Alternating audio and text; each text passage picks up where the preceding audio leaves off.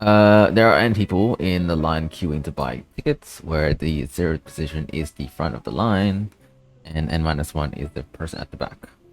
You're then given a zero index integer array, tickets of length of n, where the number of tickets that the ith person would like to buy is the ticket I. And then each person takes exactly 1 second to buy a ticket. A person can only buy one ticket at a time and has to go back to the end of the line in order to buy more tickets. If a person doesn't have any tickets left to buy, the person would then leave the line, return the time taken for the person at the K position to finish buying tickets. I had several thoughts about this question, because my first initial thought was definitely using some sort of a queue. Of course, that's moving too far ahead of the line there. But what I mean here is that what they're simply asking to do here is to simulate the how this whole process works. So if you just read the first few examples, it would just make sense on its own. So K, well, we want to track K, which is this K right here. It's 0, 1, and 2. They said 0 indexed. And in the first line, this would be this person would then have to wait for the other two people to buy their own ticket. So that means person 0 needs to buy 2 tickets.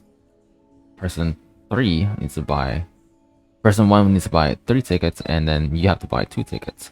So each buying takes 1 second. So this will be 2 seconds plus 3, and essentially 2. This is what I initially thought it would be. But actually what happened is that they have to go 1 by 1. So first case would be 1, 2, 1. So as soon as they all go, this comes down. So person 0 buys a ticket, 1 ticket, records it here, then comes back down, back to the line, and lines up again. Now you have 1, 2, 1. Now 1, 2, 1 is now at here, so it will be 2. He will now be at the front of the line, so that's 2. Then back to the line again, and then 2 does the same thing. Now we have this. Now they have to go over again, which would then make it, if you just follow the process all along, it will be 0, 1, and 0. So initially, what you might want to do is you might want to use a queue, but actually, that's a much more. I think that's much more overthinking of the problem, because like what they're really asking you to do is how long does it take for the rest of the person, but how long does it take for the rest of the people in front of you finishes buying all their tickets? If the first pass, everyone in the line buys ticket, and then the line becomes 4-0-0. But what cleared it up for me is that this second example. So 5, 1, 1,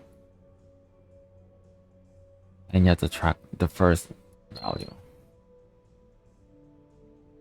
Like, you don't have to simulate the whole process.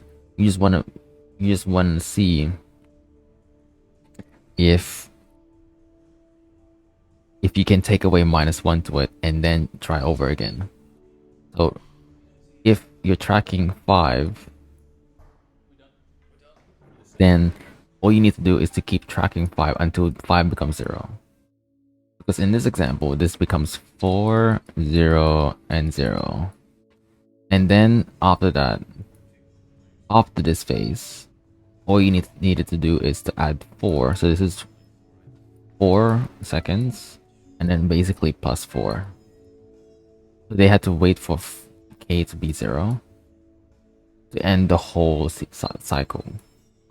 So we're now looking at a while, some sort of while target K value.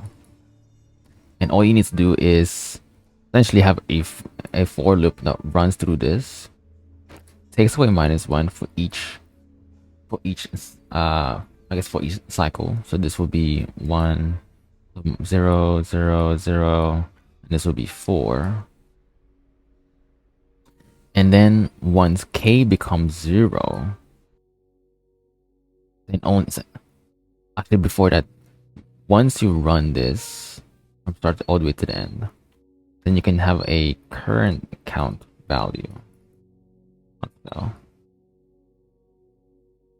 and you can have like a current value, current, which will this will be 4, and so this will be 0, so that we don't have to go over them again.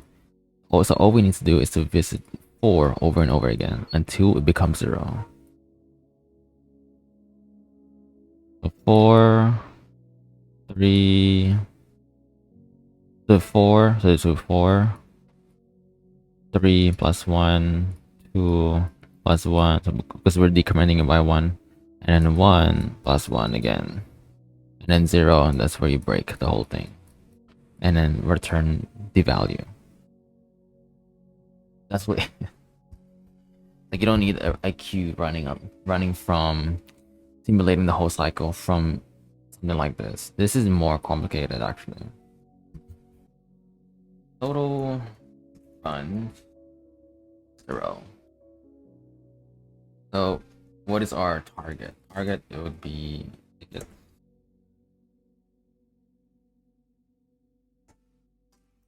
ticket while target is greater than 0. Then you can say the current count of runs is 0. And then you have to move from start all the way to the end.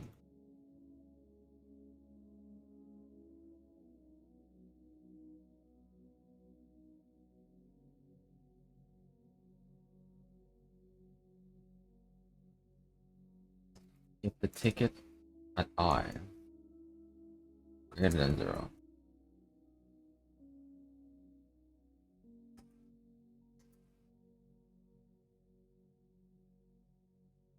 then at ticket at I you want to take away -1. Ticket at I of take away -1. And you want to count plus 1. So that if, let's say, once we get to this point, then this will basically run the first half, so this whole cycle, until this one runs out. So if let's say if I, then I ticket and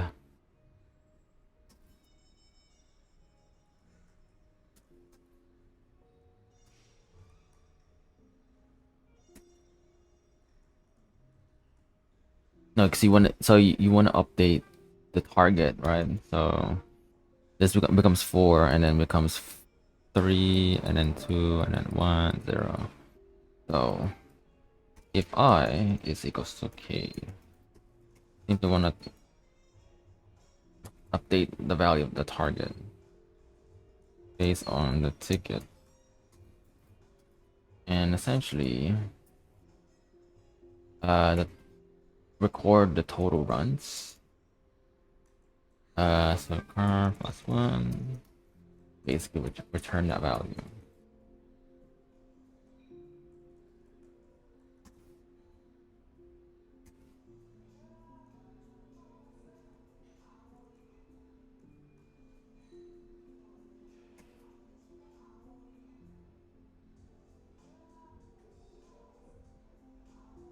And this should be big O of n. No, n of squared. Because you have to keep going it. You have to keep moving. You have to keep repeating the cycle over and over.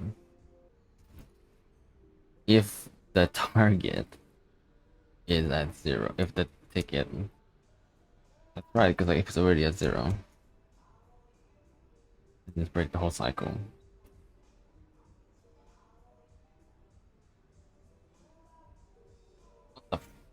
Okay.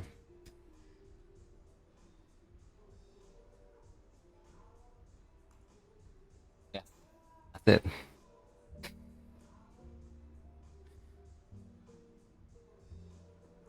Kind of forgot about this one. So once it ends at 0, then break the whole cycle, return the value.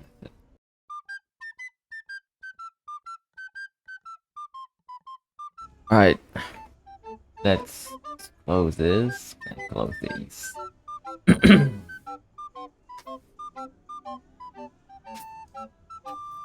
Okay. Let's do this. So you are given a question. This. 3, 2, 1. Roll it. Oh no, never mind. Roll it. 3, 2, 1, go.